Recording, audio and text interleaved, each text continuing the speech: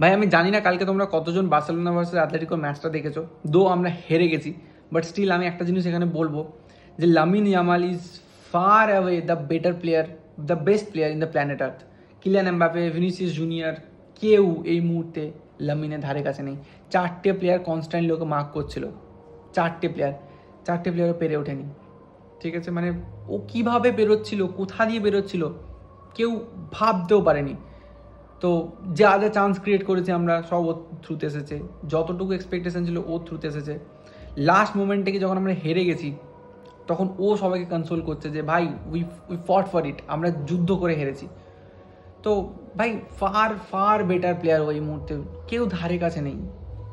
আমরা কালকে না সেই প্রাইম মেসি লেভেলে পারফরমেন্স উইটনেস করেছি। I am not comparing him with Messi, but আমি ওর মধ্যে মেসির গ্লিমস দেখতে পেয়েছি। তো এটাই বলা ছিল, ওয়েল লাকি, ম্যাচ হেরে গেছি বাট ওয়েল লাকি।